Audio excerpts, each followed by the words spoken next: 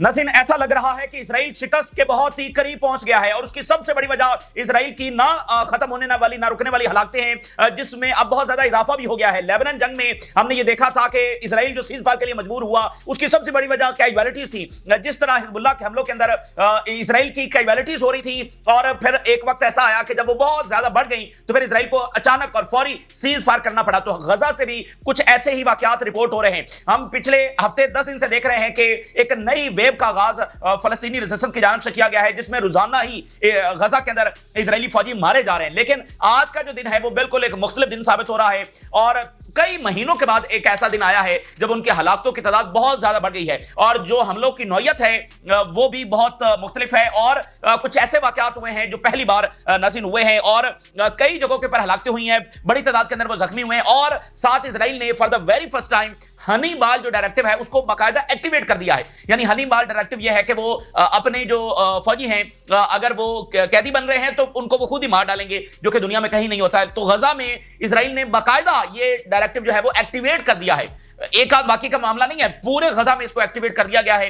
तो ये आखिरी सतह की जिल्लत है कि जो इजरायली फौज हैबत बनकर गजा में दाखिल हुई और उसने गजा को मलबे का ढेर बना दिया, औरतों और बच्चों को लाखों की तादाद के अंदर मार दिया और जख्मी कर दिया, मासूमों को लाखों की तादाद के अंदर मार दिया और जख्मी कर दिया। वो अब हमास के हाथों कैदी बन रही है, हमास उनको पकड़ रही है।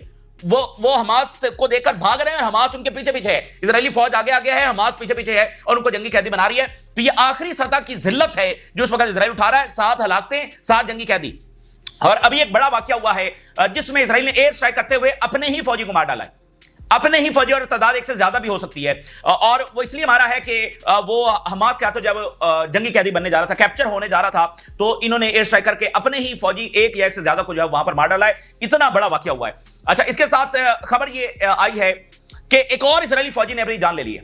यानी आप देखें कि इजराइल किस तरह से पूरी तरह हिल गया है। एक तरफ गजा में हलाकतें, दूसरी तरफ इनकी सोसाइटी कहां पहुंची है, तीसरी तरफ इनकी इकॉनमी कहां पहुंची है, चौथी तरफ जो आलमी दुनिया है वो कहां खड़ी हो गई है, पांचवी तरफ जो पब्लिक ओपिनियन है वो कहां खड़ी हो गई है, छठी तरफ ये जहां पर जाते हैं इनको कैसे वेलकम किया जा रहा है। और साथ इजरायली फौजी जब अभी जान ले रहे हैं तो बिल्कुल एक कोलैप्स है जिसकी तरफ जब वो इजराइल बढ़ चुका है। और शायद अब दिन जो है वो बहुत थोड़े रह गए हैं। यानी अब इन वाकयात से ऐसा लग रहा है इजराइल किसी तौर पर गजा में जंगबंदी के लिए तैयार नहीं था, लेकिन अब ऐसा लग रहा है कि दिन बहुत थोड़े रह गए हैं और इजरायली सेटलर जितने गुस्से में हैं वो इसको उठाकर बाहर फेंकेंगे नेतन्याहू को, और ये दिन जो है वो बहुत करीब आ सकता है। बहुत मुश्किल हो गया है इजराइल के लिए इस जंग को आगे जारी रखना, इस जारियत को आगे जारी रखना। और उधर क्या हुआ है कि शाम में हालात तेजी के साथ बिगड़ गए। शाम में अजीबोगरीब लड़ाई शुरू हो गई है। एक तरफ दमिश्क की फोर्सेज हैं, यानी अल शरा की फोर्सेज हैं, एक तरफ दरूज हैं, एक तरफ और ट्राइब्स हैं, एक तरफ इजरायली फौज है। ये वहां पर लड़ाई शुरू हो गई। इजरायली फौज ने अभी जो शाम की फोर्सेस दरूज की तरफ बढ़ रही थी उनके ऊपर हमला भी कर दिया है, उनके टैंक्स तबाह किए हैं और बड़ी तादाद के अंदर शाम के जो फौजी हैं वो इजरायली हमलों में मारे गए। ये भी वाकया हुआ है और वहां पर एक बड़ी भयानक लड़ाई जब अचानक छिड़ गई है वहां पर और फैल रही है। और दरूज ने कहा इजराइल को कि वो मुकम्मल तौर पर उसकी मदद को आए और इजराइल वहां पर दरूज की मुदाखलत, दरूज को प्रोटेक्ट करने के लिए उसका जवाब बनाकर शाम के ऊपर उसने हमले शुरू कर दिए। उधर लेबनान हाई अलर्ट के ऊपर है क्योंकि इसका बहरहाल ताल्लुक लेबनान से। अल शरा की जो अथॉरिटीज है उन्होंने इल्जाम लगाया कि हिजबुल्लाह इसमें है, जो कि नहीं है। तो लेबनान भी अलर्ट है। अच्छा, साथ ही ईरान अलर्ट है। जो ईरान के वाइस प्रेसिडेंट हैं उन्होंने कहा है कि वो इस तरह से तैयार बैठे हुए हैं कि उनको लगता है कि किसी भी वक्त हमला हो सकता है। उनकी असेसमेंट है कि यह हमला हो सकता है और वो किसी भी वक्त होगा। तो इस हद तक जब हम तैयारी करके बैठे हुए हैं, तो ये एक बार फिर जब हम रीजनल वॉर की तरफ बढ़ रहे हैं। अच्छा, गजा से अगर हम शुरुआत करें तो गजा से जो रिपोर्ट्स सामने आ रही है नाज़रीन, वो इस बात का सबूत है कि नेतन्याहू इजराइल को तबाही के मुकम्मल दहाने के ऊपर ले आया है, एब्सोल्यूट डिफीट के दहाने के ऊपर नेतन्याहू ले आया है। जो जुल्म और बर्बरियत और जो जेनोसाइड और जो वॉर क्राइम्स किए हैं उसके तो कॉन्सिक्वेंसेज अलग हैं, वो यहां भी हैं और वो वहां भी हैं। और ये वो कॉन्सिक्वेंसेज होते हैं जो सदियां फिर खत्म नहीं होते।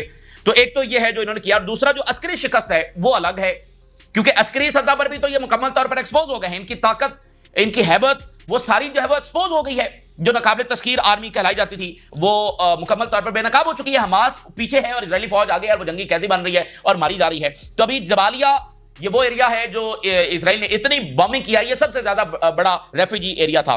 इसके ऊपर बॉम्बिंग की, कितनी बार जमीनी ऑपरेशंस किए, यहां पर हलाकतें हुई हैं, खान यूनिस में हुई हैं, दीगर डिफरेंट इलाकों में बड़े नंबर्स के अंदर हलाकतें और बड़े नंबर्स के अंदर जख्मी हुए हैं। मैं आपके सामने हेडलाइन शेयर करता हूं, उससे आपको अंदाजा होगा। और जो हेडलाइंस इजरायली मीडिया शेयर कर रहा है जरा उनकी वर्डिंग देखें कि उनकी शिकस्त की चीखें उनकी हेडलाइंस में जरा सुन लें। इजरायली मीडिया रिपोर्ट करता चला जा रहा है, कहता अ new disaster in Gaza city. एक नया चैप्टर खुल गया है आज इनकी जिल्लत का, इनकी शिकस्त का और इनके नुकसान का, जिसको इजरायली मीडिया कह रहा है a new disaster in Gaza, attempt to capture Israeli soldiers in Gaza.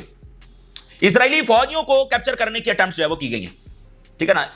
यानी 21 महीनों बाद हमास जो है, ये एक महीना 15 दिन बनाकर गए थे कि हमास को हम तबाह कर देंगे। 21 महीनों बाद आज क्या है जंग, आज रिजल्ट क्या है? इजरायली फौजी भाग रहे हैं हमास को देखकर और हमास उनको पीछे पीछे उनको पकड़ रही है। तो इससे मुझे बताइए अगली जिल्लत क्या होगी। और फिर जंग जो होती है ना, मिसाल के तौर पे दोनों तरफ से तलवारें लेकर लड़ रहे हैं या दोनों तरफ से एक तरह की बंदूकें लेकर लड़ रहे हैं, यहां पर तो कोई कंपैरिजन बयान ही नहीं किया जा सकता। जो इसराइल को सपोर्ट हासिल रही है, जो उनके पास टेक्नोलॉजी है, टैंक, आप इस बात को कैसे कंपैरिजन करेंगे कि उनके पास एक टैंक भी नहीं है, एक जंगी त्यारा भी नहीं है, और इनके पास आपके सामने है दुनिया की सारी टेक्नोलॉजी, सारे वसाइल। और फिर अमेरिकन बरह रास्त पहुंचे हुए, CIA के लोग बरह रास्त पहुंचे हुए, और पता नहीं कौन कौन पहुंचा हुआ है। वो तो रोज नई रिपोर्ट आ रही है कि गजा में कौन क्या कर रहा है। Finish fighting in the Gaza strip, Israel media शदीद तरीन लड़ाई। जब हम ये अल्फाज आते हैं फिनिश फाइटिंग, तो हमारे सामने तो एक स्टेटमेंट है, लेकिन एक्चुअली गजा में क्या हो रहा है? धमाके, गोलियों की आवाजें, बहुत ही खौफनाक। एक तो गजा मलबे का ढेर है, ऊपर से फिर जब बम मजीद गिरते हैं, जब गोलियां चलती हैं। Simultaneous security incidents in Jabalia and the Gaza City and Khan Younis, 3 मुख्तलिफ एरिया में बड़े वाकयात। और सेंसरशिप है, अभी मुकम्मल रिपोर्ट्स नहीं है, लेकिन फिर भी बहुत सारे हलाकतें और जख्मी होना कंफर्म हो गया, लेकिन अभी मजीद रिपोर्ट्स आ रही हैं, क्योंकि 3 जगहों पर वाकयात हुए, जबालिया में, गाजा सिटी में और खान यूनिस के अंदर। 3 bounded and 3 killed in an ongoing operation in the Gaza strip. Israeli media confirm कर रहा है कि 3 फौजी मारे गए हैं, 3 जख्मी हैं एक जगह के ऊपर। Number of soldiers killed in a security incident in Gaza strip. Israeli media, the security incident in Gaza strip has not yet ended. जो कोई गजा में लड़ाई हो रही है और जो इनकी हलाकतें हो रही हैं, जो इवैक्यूएट किया जा रहा है, जो नंबर्स गिने जा रहे हैं, जो वहां पर फाइटिंग हो रही है, वो अभी वो सिक्योरिटी इंसिडेंट अभी खत्म नहीं हुआ, बल्कि जबालिया में, खान यूनिस में आगे पीछे लड़ाई जारी है, अभी वो खत्म नहीं हुई, इजरायली मीडिया बता रहा है। तो इसलिए टोटल नंबर्स अभी आए ही सामने नहीं है। फिर यह बहुत बड़ी खबर है कि इजराइल ने आज हनीबाल जो डायरेक्टिव है वो मुकम्मल तौर पर गजा में एक्टिवेट कर दिया है। तो किसी एक एरिया में नहीं, किसी एक वाकई में नहीं, बल्कि पूरे गजा में एक्टिवेट हो गया है कि इनको खतरा यह है कि पूरे गजा में इनके फौजी पकड़े जाएंगे, ठीक है ना। पूरे गजा में फौजी पकड़े जाएंगे, तो इन्होंने हनीबाल डायरेक्टिव, यानी अब ये खुद अपने फौजियों को मारेंगे। आप जरा सोचें कि इजरायली फौज का जो ऑलरेडी एग्जॉस्टेड है, उसका आज मोराल क्या होगा हनीबाल डायरेक्टिव के बाद, कि ये तो हम अपने लोगों ही के हाथों मारे जाएंगे। Activation of Hannibal protocol in the security incident in Gaza strip due to the fierce of soldiers being captured. Israeli media बता रहा है due to the fear, genocide करने वाले आज उनकी आप हालत देखें। तो जो जुल्म किया है उसके कॉन्सिक्वेंसेज अलग हैं और अस्करी शिकस्त के कॉन्सिक्वेंसेज अलग हैं। तो इसलिए अमेरिकी सेक्रेटरी ऑफ डिफेंस ने बिला वजह नहीं कहा था कि स्ट्रेटेजिक डिफीट होगी। अमेरिकी सेक्रेटरी ऑफ डिफेंस ने इनको खबरदार किया था। Israeli air strike on soldiers to kill them out of fear of their captains. अब यह रिपोर्ट सामने आ रही है कि इजरायली एयरफोर्स ने एयर स्ट्राइक करते हुए अपने फौजियों को मार डाला है, जिसमें एक नंबर ये आ रहे हैं कि 3 फौजी मारे गए और 6 जख्मी हैं, किसी में थोड़े नंबर आ रहे हैं, लेकिन इन्होंने एयर स्ट्राइक करते हुए अपने ही फौजियों को आज मार डाला है। ये 21 महीनों के बाद इनकी सक्सेस है, 21 महीनों के बाद इनका रिजल्ट है। तो इसलिए मैं आपको कह रहा हूं कि अब वो सेटलर्स बस किसी भी टाइम निकलेंगे और उसको उठाकर बाहर फेंकेंगे, क्योंकि बिल्कुल अब वो ना एक तमाम रेड लाइंस इजरायली सेटलर्स के लिए क्रॉस हो गई हैं और सबको नजर आ रहा है कि इजराइल बिल्कुल अपनी तबाही की तरफ जा रहा है। जो तकब्बुर और अना की पट्टी नेतन्याहू और उसकी काबीना ने लगा रखी है, वो इजरायली सेटलर्स को नजर आ रही है कि ये ना कोई ग्रेटर इजराइल बनने जा रहा है और ना कोई इजराइल महफूज होने जा रहा है। अब आप देखिए दुनिया में जितने बड़े फैसले हो रहे हैं, क्या इजराइल को कहीं शामिल किया जा रहा है?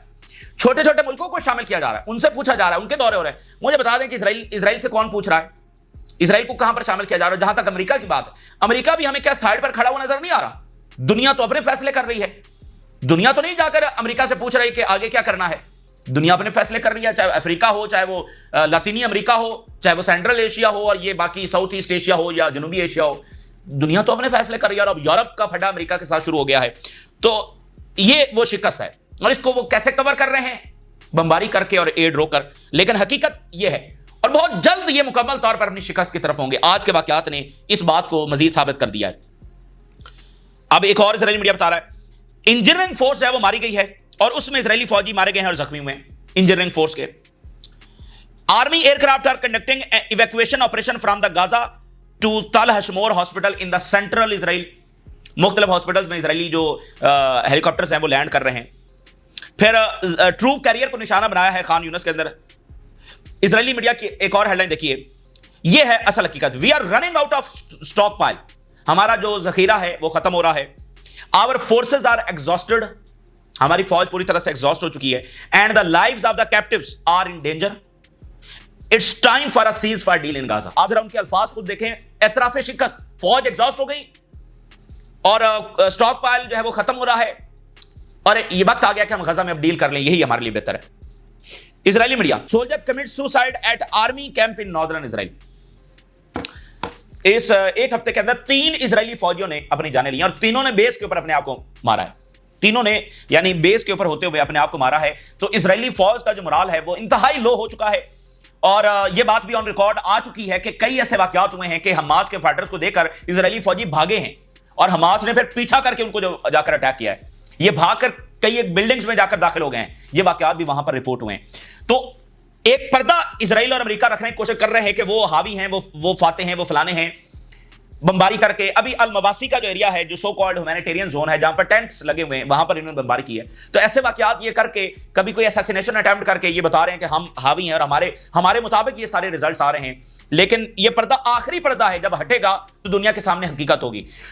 और जंगें भी होती हैं, दुनिया हारती भी है, फिर दुनिया आगे भी बढ़ जाती है, मुल्क कायम भी रहते हैं, फिर बाद में दोस्तियां भी हो जाती हैं। अब जैसे रशिया और अफगानिस्तान की जंग हुई, रशिया हार गया, उसके बाद आज देखिए कि रशिया ही नहीं तालिबान की गवर्नमेंट को तस्लीम कर लिया है। ये दुनिया में होता रहा है। माजी के दो दुश्मन जब वो आज के दोस्त बने बैठे हैं, जंगें होती हैं, एक हारता है, एक जीतता है, दुनिया आगे बढ़ती है। लेकिन इसके जो रिजल्ट्स आएंगे ना नाज़रीन दुनिया में, वो बिल्कुल मुख्तलिफ होने वाले हैं और खुद इसराइलियों के लिए इसके कॉन्सिक्वेंसेस बड़े मुख्तलिफ होने वाले हैं, क्योंकि ना वो कोई नॉर्मल कंट्री है, वो एक कॉलोनी है।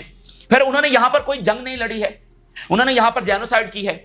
तो मुझे जरा बताएं जेनोसाइड करने वालों के साथ क्या होता है। तो इसलिए शिकस्त को तस्लीम करना इतना आसान नहीं है उनके लिए और वो आखिरी हद तक जोर लगा रहे हैं। लेकिन अब मसला यह है कि वो जंग को जितना आगे बढ़ा रहे हैं, वो फिर भी शिकस्त ही की तरफ बढ़ रहे हैं, अल्टीमेटली किसी फतह की तरफ नहीं बढ़ रहे हैं। लेकिन इस बात को वो तस्लीम करने के लिए तैयार नहीं है कि वो इसमें शिकस्त खा चुके हैं और जेनोसाइड के रास्ते पर उनके लिए कोई आगे सिक्योरिटी नहीं है। जेनोसाइड करके वो इस रीजन में, दुनिया में सिक्योरिटी हासिल नहीं कर सकते हैं। तो इस रियलिटी को वो समझने के लिए तैयार नहीं है। तो ये इस वक्त के वाकयात हैं और इन्हीं वाकयात की बुनियाद पर मैं आपको बता रहा हूं कि इसके पूरी पॉसिबिलिटी है कि इजराइल मजबूर होगा सीज फायर के लिए। अच्छा, और फिर वो सीज फायर नहीं है बल्कि वो आगे फलस्तीनी रियासत भी है। तो इजराइल ने अपने आप को एक ऐसी जगह पर स्टक कर लिया है कि वो बस अब उसके पास कोई रास्ता नहीं है। वो सीज फायर करता है, आगे फलस्तीनी रियासत तस्लीम करना पड़ेगी, जिसके लिए वो तैयार नहीं है। इसलिए वो जंग को जारी रखे हुए, कभी वो ईरान पर हमला करता है, कभी लेबनान पर करता है, कभी सीरिया पर करता है, कभी यमन पर करता है, इसी चीज से बचने के लिए। लेकिन उसे एक भी जगह पर कामयाबी तो हुई नहीं है और खुद अमेरिका जंगों को फंड कर करके अब किस नौयत में पहुंच गया है। सीरिया में नाज़रीन हालात हो गए बड़े खराब और दर्जनों लोग वहां पर मारे गए हैं और सिविलियंस वहां पर मारे जा रहे हैं और बड़ी ही अफसोसनाक सूरत हाल है शाम के लोगों के लिए। सदरन सीरिया के अंदर यह बड़ी लड़ाई हो रही है। इसमें दरूज और जो बदीन कबाल हैं उनकी आपस में क्लैशेस हो रहे थे। उसमें क्या हुआ कि इधर से आ गई दमिश्क की अथॉरिटीज, यानी उनकी फौजें आ गई शाम के ग्रुप से, ये जो अल-शरा के हैं वो आ गए सवेदा की तरफ, सदरन सीरिया की तरफ। उसमें फिर दरूज ने इसराइल को कहा और इसराइल ने जवाब बनाते हुए अब शाम की फौजों के ऊपर हमला कर दिया है। तो ये 4 तरफा ग्रुप्स हैं या इससे भी ज्यादा हो सकते हैं, डिफरेंट अननेम्ड आर्म्ड ग्रुप्स है वो भी लड़ रहे हैं। यानी 2 का तो पता है कि एक बदीन कबाल है, एक तरफ दरूज हैं, इनका तो पता है, लेकिन और भी आर्म्ड ग्रुप्स वहां पर हो सकते हैं। तो एक बड़ी खौफनाक मतलब टाइप ऑफ खाना जंगी आप कह सकते हैं जो सदरन सीरिया में इस वक्त जारी है, क्योंकि शाम ही के लोग ही एक दूसरे को मार रहे हैं ना। शाम के लोग, दरूज भी तो शाम के लोग हैं, बदीन वाले भी शाम के हैं, बाकी आर्म्ड ग्रुप्स भी शाम के हैं और जो दमिश्क की अथॉरिटीज आ रही हैं वो भी शाम के लोग हैं। तो टाइप ऑफ खाना जंगी इस वक्त सीरिया में, सदरन सीरिया के अंदर इस वक्त हम देख रहे हैं। और बड़ा खौफनाक मामला ये हुआ कि इजरायली फौज ने बराह रास्त हमला कर दिया है शरा की फौज के ऊपर, जो टैंक्स लेकर सवेदा की तरफ आ रही थी। और इजराइल ने जवाब ये दिया है कि हमने सवेदा में जहां तक लाइन लगाई थी कि यहां से आगे नहीं आना, इस एरिया से आगे नहीं बढ़ना, ये शाम की फौज उस एरिया में आगे दाखिल हुई है। तो ये तो बात बड़ी खतरनाक है। इसका मतलब ये है कि इजरायली फौज अगर उस एरिया में बराह रास्त मौजूद नहीं भी है, फिर भी वो एरिया उसके कब्जे में है, क्योंकि वो कह रही है कि मैंने वहां पर लाइन खींची हुई है, यहां से आगे मत आना, मैंने बताया हुआ है कि वहां से आगे। भाई वो शाम का इलाका है, उसमें इजराइल कहां से आ गया कि मैं, भाई शाम के एरिया में इजराइल कैसे लाइनें खींच सकता है। तो ये तो बड़ा खौफनाक मामला है कि इजराइल जहां पर नहीं भी है फिर भी वो वहां पर कंट्रोल संभाल के बैठा हुआ है और इसको जवाब बनाकर अटैक भी कर रहा है। अच्छा जी, मिलिट्री काउंसिल जो है वो कह रही है कि मिलिट्री फैक्शंस को to confront the attack the province is facing. अब सवेदा प्रोविंस के अंदर, प्रोविंस की हम बात कर रहे हैं, उसमें जितनी भी मिलिट्री फैक्शंस हैं उन तमाम ने कहा है कि शाम की फौजों का सामना करें, यानी ये खाना जंगी है। पहले ये बुदीन और दरूज आपस में लड़ रहे थे, उधर से आगे अल-शरा की फौजें, तो अब वो सारे मिलकर अल-शरा से लड़ना शुरू हो गए और तमाम मिलिट्री फैक्शन जो आपस में लड़ रही थी वो अल-शरा से लड़ना शुरू हो गए। तो वो टाइप ऑफ खाना जंगी वहां पर, बड़ी अफसोसनाक ये बात है। और इजरायली मीडिया बता रहा है कि सीरियन टैंक जो है उन्होंने क्रॉस की the line set by Israel inside Syria, so aircraft attacked them. अब आप देखें ना कि इजराइल के जवाब आप चेक करें, और ये लेबनीज गवर्नमेंट जो इल्यूजन का शिकार है वो हिजबुल्लाह से कह रही है हथियार डालो इस इजराइल के सामने। शाम में इजराइल क्या कर रहा है और ये हिजबुल्लाह, तो ऐसे वाकयात के बाद हिजबुल्लाह हथियार डालेगी। The Israeli army says it attacked tanks short while ago in the village of Samai in Suwayda. और इजरायली मिलिट्री कह रही है कि हमने ये जो टैंक्स को निशाना बनाया है, चूंकि ये हमने in response to the terrorist attack जो दरूज के खिलाफ हो रहे हैं, उस मतलब शाम की फौजें दरूज के खिलाफ टेररिस्ट अटैक्स कर रही हैं, इसलिए हमने निशाना बनाया। तो इजराइल के पास भी जवाब आ गया, वही भोंडा सा जवाब जो हमेशा वो करते हैं। अच्छा जी, दरूज कम्युनिटी ये कह रही है कि we reject the entry of public security into the Suwayda governorate and demand international protection. अब भाई कौन से इंटरनेशनल प्रोटेक्शन, यानी आप तो दूसरों को अपने मुल्क में मुदाखलत की दावत दे रहे हैं। तो दरूज के ये जो दरूज कम्युनिटी है ना, ये सारी को दरूज कम्युनिटी नहीं, उसमें कुछ जो ऊपर वाले लोग हैं जो इजराइल ने अपने साथ मिलाए हुए हैं, वो बिला वजह दरूज कम्युनिटी को नुमाइंदगी कर रहे हैं। तो अब वो दरूज कह रहे हैं कि हमारी इंटरनेशनल प्रोटेक्शन हो, यानी कि इजराइल आए। इजराइल को जवाब देना ना कि इंटरनेशनल प्रोटेक्शन, वो इजराइल कहेगा देखें उन्होंने इंटरनेशनल प्रोटेक्शन मांगी है तो हम वहां पर पहुंच गए। सीरियन आर्मी ने डिमांड किया कि तमाम मिलिशिया जो है जिनके पास हथियार है वो सारे अपने हथियार डाल दें। यानी उधर अल-शरा की फौजें कह रही हैं हथियार डाल दें, उधर सुवेदा वाले कह रहे हैं कि तमाम मिलिट्री फैक्शन जो है वो मिलकर अल-शरा की फौजों के ऊपर हमला करें। उधर से इजराइल भी आ गया है। अच्छा, जो बाकी कबाइल हैं उन्होंने इजराइल को नहीं बुलाया, ये सिर्फ दरूज में वो जो चंद ऊपर वाले लोग हैं उन्होंने इजराइल को कहा है। लेबनान की जो सोशलिस्ट पार्टी है उसने कहा है कि we reject the calls demanding the provision of international protection for Suweida from any source. Lebanon की पार्टीज ने इसकी सख्ती से मुखालफत की है कि ये जो वहां पर कहा जा रहा है कि इंटरनेशनल प्रोटेक्शन दी जाए, इसकी हम सख्ती से मुखालफत करते हैं। तो लेबनान ने पहले दिन से अल-शरा को सपोर्ट दिया है, हिजबुल्लाह ने पहले दिन से सपोर्ट की बात की, लेकिन अल-शरा के मंसूबे कुछ और ही थे। अब ये शाम में आप देखें क्या हो रहा है। तो ये भी हो सकता है कि ये बहुत आगे फैल जाए, ये भी हो सकता है कि इसको कहीं दरमियान में जब रोक लिया जाए। लेकिन इसकी एक और डायमेंशन अब ये सामने आ गई है कि अगर अल-शरा की फौजें पीछे भी हट जाती हैं तो इस एरिया में तो इजराइल की और ज्यादा डोमिनेंस हो गई कि उसने शरा की फौजों को पीछे भगाया और जिनके पास असलहा है वो उनके पास रहेगा। तो ये तो बड़ी खतरनाक सी सूरत हाल बन गई है। तो इस सारे वाकये की वजह से लेबनान भी हाई अलर्ट है, इस वक्त लेबनान भी हाई अलर्ट है, क्योंकि जो अमेरिकी इन्वॉय है वो भी धमकी दे चुका है कि शाम से हमला होगा और शाम में सूरत हाल खराब है। शाम में सूरत हाल खराब होगी तो तमाम नेबरिंग कंट्रीज हाई अलर्ट पर होंगे, खासकर लेबनान सबसे ज्यादा। तो ईरान के जो वाइस प्रेसिडेंट है उन्होंने कहा है कि हम तैयार हैं, the greatest losses occur during the ceasefire phase as happened in Lebanon. Israeli defence minister ने कहा कि लेबनान की जो इक्वेशन है हम ईरान पर इंपोज करेंगे, यानी जैसे लेबनान वो एयर स्ट्राइक्स कर रहे हैं, ईरान पर तो इंपोज हो नहीं सकती क्योंकि ईरान आगे से जवाब देगा। तो लेकिन इसके बावजूद ईरान के वाइस प्रेसिडेंट ये कह रहे हैं कि जैसे वहां पर अटैक कर दिया था इजराइल ने, यहां पर भी इजराइल अटैक कर सकता है। We will respond harshly to any hostile stance against our country, बहुत सख्त जवाब हम देंगे। और ईरान का आर्मी चीफ कह रहा है any new mistake by the enemy will be met with a stronger response. तो देखिए अचानक हमला होगा और इसमें सबसे खतरनाक बात यह है कि उस हमले का आगाज ही असैसिनेशन से होगा, और इस दफा यह भी खतरा है कि जो ईरान की पॉलिटिकल लीडरशिप है उसको ही शहीद करके जंग का आगाज किया जाए। तो इसलिए एक होता है कि जंग शुरू हो गई तो फिर बाद में भी अब लीडरशिप जब वो खतरे में है, जंग का आगाज ही लीडरशिप को हिट करने से होगा, तो वो किसी भी वक्त हो सकता है। लास्ट टाइम भी तो ऐसे ही हुआ था। तो इसलिए मामला काफी खराब हैं, और जब तक गजा की जंगबंदी नहीं होती तब तक इलाकाई जंग, हर तरह की जंग, हर तरह के खौफनाक मंसूबे वो यहां पर एग्जिस्ट करते हैं। ये इस वक्त की ताजा तरीन सूरत हाल है जो आपके साथ शेयर की। आपने रास लगा करें, इजाजत दीजिए, अल्लाह हाफिज।